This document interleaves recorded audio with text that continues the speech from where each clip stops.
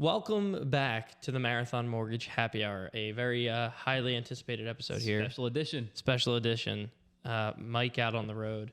I'm excited. Yes, You should I'm be excited. nervous. I'm excited. I'm excited. I'm not nervous. I'm not nervous at all. I think I killed it. So, this is a big reveal. Rory still does not know where I went to go get this beer. And how could I? It's not labeled. It's not labeled, so there's a story behind this. Found a small place on the opposite side of where I live in the city. So I live in Fairmount. This place was in Old Kensington near Fishtown. You're very close to where your guest was. And I took my little bicicleta and I took a ride over there Tuesday. And I went to Punch Buggy Brewing Company. Have you heard of them? I've heard of it. I haven't had anything by them. All right. I don't know anything about them. All right, great. Good. Okay, so you have heard of them, though. Disappointing. I thought I got you on that at least. I mean, you did pretty good. Yeah, I'm excited. Yeah, no, so am I. So I went into there, very small place in, I think it was Northern Liberties is where it was. And I went in, and there was I don't know if they have like a meetup of dogs, but there were a lot of dogs in there and multiple people with dogs. So I don't know if they had like a dog walking club or something. I have no idea. But they went there, and very small place. Walk in, and they didn't have any beers that were already canned. Yep. So I asked for a growler. They said they didn't have those, unfortunately, but they did have a 4-pack of a sour. There was a sour there. And I was like, okay, well, this will do. We'll make it work. So I got that. And then I was explaining to the lady checking me out what I was doing. And somebody at the bar heard me, and I did not catch his name. I don't know what he did there, but he was very helpful. And he goes, well, what do you want? And I told him, I was like, can you just give me 1 through 4 on the menu? And he's like, absolutely. And he packaged them. That's why there's no label on this. He gave me an assorted 4-pack of 4 random beers. And he did it right in front of me, poured them out. And then some of it leaked down the way home because of my biking skills. But that's one of the cool things about small breweries like that. Yeah. Like very local, very customer service. Like you catch the right person, maybe even caught the owner, and they're just excited to help out and meet new customers and meet. They're new great. Clients, so huge shout out to Punch Buggy Brewing Company. I will obviously tag them in this, link them in this. You can go check them out. And we're going to be doing their pretzel beer today. All right. right. I'm assuming from my research I've done on pretzel beers is it seems to be an ale of some sort. Probably. Yeah, so we're going to crack it open and give it a try. Could be a lager. It could be. I was either pretzel lager or an ale. For some reason, I really have a feeling in my heart it's a lager, but I don't know. So we're going to taste it, and you're going to tell me what it is. So. All right. So while you're doing that, I'll give a quick recap for those who didn't catch the tail end of the podcast last week. So I gave Mike a challenge because it is Philly Beer Week. It starts on Friday this week, June 2nd, to go out, do research, find a Philly brewery, pick a beer. You're doing the beer section, telling us about it. And because usually I'm the one who does the beer section. So I'm excited. I'm kind of going into this blind, and we'll see how it goes. Let's see. So it's definitely on the amber side. Yep. Which visually looks like a soft pretzel. Yes. So, yes. I mean, this could be more of a Philly beer, local to Philly and soft pretzels. All right, give her a shot. What does she smell like? Definitely is. I think it's an ale. Definitely like more of obviously like an amber. Yeah. What are you thinking? Come on.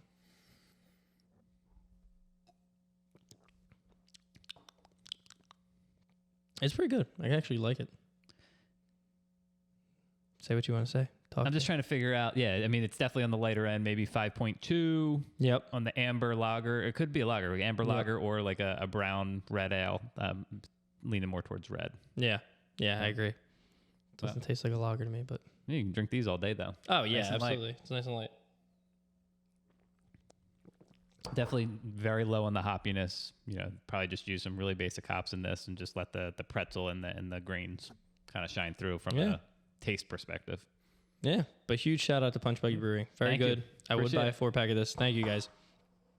Thank you. And the can art. Yes, a can art's unbeatable. I would probably honestly sometimes tin hoagies. That would be really funny if a company just did it. It was like a printed out label, but it just looked like this. It was just like a blue. I'm sure someone's done it. Hey, they had to have, right? You have to let me know about the rest of them too. For sure. 3 of the 4-pack that you got.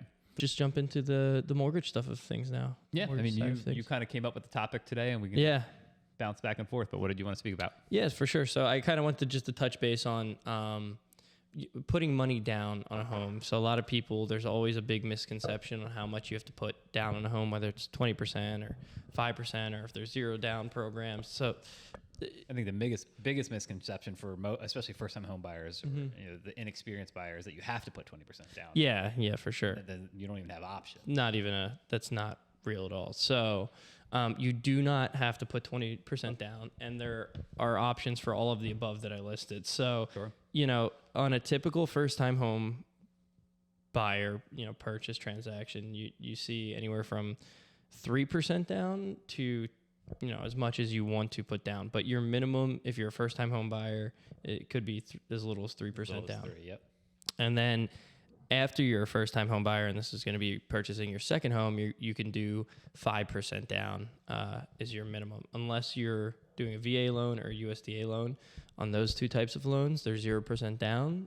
There's also doctor's loans and physician loans. They're also 0% down. So there are 0% down loan options, but obviously your rate's a little bit higher in those areas when you're getting a loan like that. Yeah, in some cases, like anything else in an industry, you don't often get something for nothing. So, yeah, the trade-off is typically lower down payment, higher rate. Or a big upfront mortgage insurance fee or something like that, a funding fee, things like that. But and quick caveat: even if you're a second or third, fourth-time home buyer, you could theoretically put 3% down if you were under certain income limits. Yes, if you're programs out there. So I think the point is that if you're a first-time home buyer or really any buyer, you don't have to put 20% down, which most people or a lot of people think. There's a myriad of programs out there that are for lower down payments or no down payment, really.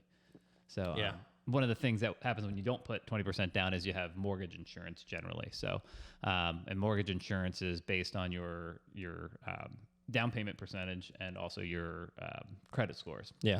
So it's kind of a sliding scale based on those two metrics. And it's funny, I literally just had someone today talking about, maybe I'll try and save a little bit more and put 20% down. And in this particular situation, she would have had to save an additional $19,000. Yeah. So we did the math and I broke it down and said, hey, listen. All to save what a month? Yeah. Yeah. Well, I basically, $32 a month in mortgage insurance times it was going to go away after 79 months. So the break, and I think it was like $2,800 or $2,500 or something like that. And it basically said you're going to pay $2,500 over the next 6-7 years, or you have to come up with another $19,000. And she was like, "Oh, that doesn't make sense at all." Yeah. No. So just understanding the math of putting X amount down versus putting less down, and what the mortgage insurance is, and how long you're going to have it for, and all that. Yeah. Just, as long as the borrower is informed. They hopefully are going to be able to make the right choice there. Informed.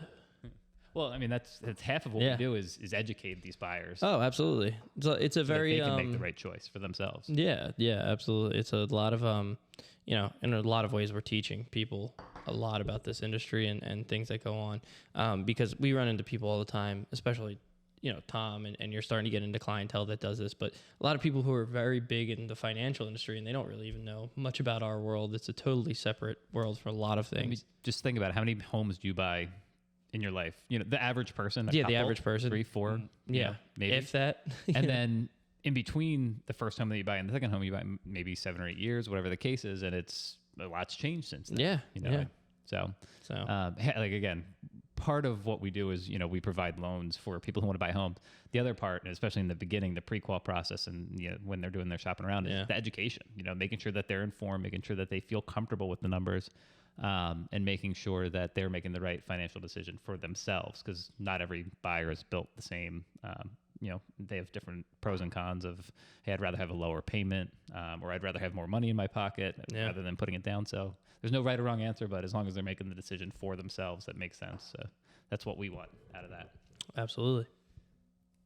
Very good. Very good. So what, that's pretty much all. I just wanted to touch base on that. That's really kind of what I wanted to go over it's a super, super, I wouldn't even say complicated, but there's a lot of options. So if you're curious about, I see so many people who are like, oh, I can't jump into this market because I don't have enough saved, or, I'm just nervous about my financials. Like, just talk to us. Yeah, There's talk to us. Harm in talking to us. We don't even need to run credit. I think that's another misconception. People ask me all the time, like, oh, if we want to up our pre-qual later, like, is that going to harm us? I'm like, that does nothing. You could do that. You can call me up and be like, hey, I want to try to go up to 600,000. Yeah.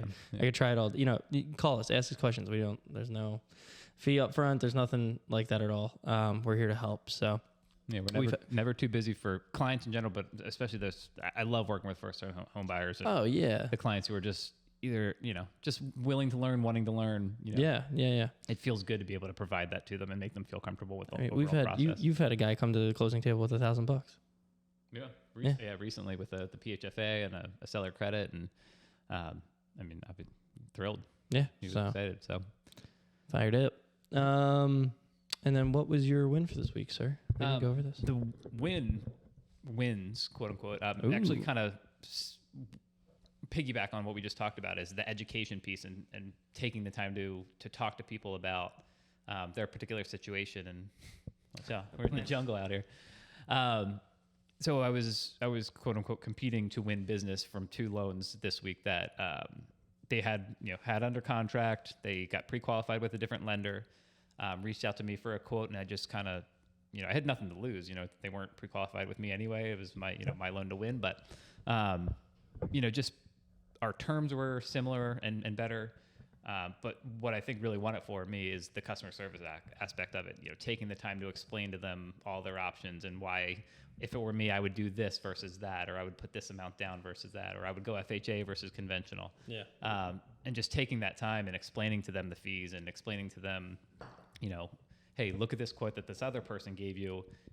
I wouldn't have done it this way. If you have questions about this, make sure you ask them why they're not including reimbursements to the seller, or whatever the case is. Just making sure that they're making the right decision, the informed decision, and feeling confident in their decision. So, and in both cases, both clients said, hey, thank you so much for taking the time to go through this with me. I feel like I know so much more about this process, and I feel so much more comfortable, and I feel comfortable with you and your company, and I appreciate you taking the time. So, so much of what we do is rates and fees, and the hard numbers, the tangible numbers. But a lot of times we win business, and we continue to win business from repeat clients because of our customer service and our customer service, attention to detail, things like that. So yeah, buddy. So those are my 2 separate clients that I won business based on customer service alone, really. Awesome. So, good stuff. Win-win. And those feel good. Yeah. Customer service. That's what we specialize in here. I would say my win for the week is probably the settlement I had yesterday. That was the first time. I was nervous for that one for you. You were nervous for that settlement for me? Well, with the appraiser who didn't want to cooperate. Oh, yeah, that's right. I totally forgot all about that. I just put that out of my mind. Yeah. There was like an appraisal. Your week out. Yeah, we needed a final inspection, and it was like coming down to the wire, but we called up our bank. We got like all the clear to close stuff taken care of. So as soon as that condition came in, and the appraiser got it to us at like 4 that day, and it was settling 10 a.m. the next day. So wire was out. Came through. It just didn't came give you a lot of warm and fuzzy. I did not. No, yeah, I was like, this isn't making me feel great. So I went home for that. Shout out Courtney and Luke. They settled in their first home together as a couple.